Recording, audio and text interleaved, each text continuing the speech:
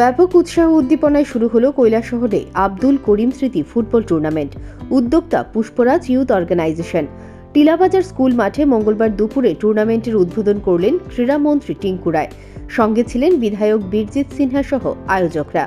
পায়রা উড়িয়ে তৎসঙ্গে বলে কিক অফ করে আসরের উদ্বোধন করলেন মন্ত্রী।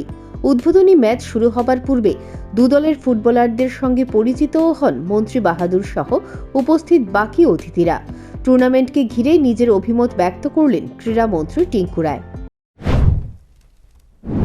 টিলাবাজার এই মাঠটা বিশেষ করে ইতিমধ্যে এক মাসে দুটা টুর্নামেন্ট অনুষ্ঠিত হয়েছে। আজই শুরু হলো একটা অনুষ্ঠান, সত্যি ভালো লাগছে যে এই ধরনের একটা উদ্যোগ।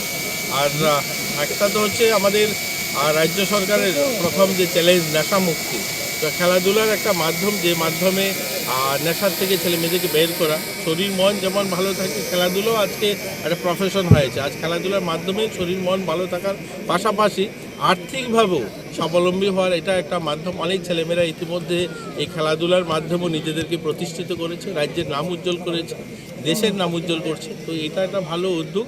আমরা চাই খেলাধুলা বাড়ুক, খেলাধুলার যে পরিকাঠামো উন্নয়ন সেগুলো আমরা সরকার করছে, সেখানে যেখানে যেখানে মাঠের দরকার এগুলো আমরা করে যাচ্ছি। তো আমরা চাই খেলাধুলার জনপ্রিয়তা আরও বাড়ুক। আর বিশেষ করে এই টিলাবাজার এলাকায় তো যথেষ্ট জনপ্রিয়তা রয়েছে। এখানে যখনই কোনো টুর্নামেন্ট হয় যথেষ্ট লোক আসে।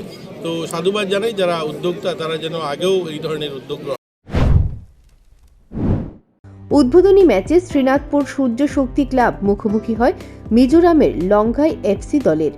চাপানুত্তরে এই ম্যাচে অবশেষে জয়লাভ করে শ্রীনাথপুরের সূর্য শক্তি ক্লাব 2-1 গোলের ব্যবধানে তারা হারিয়ে দেয় লঙ্ঘাই এফসিকে।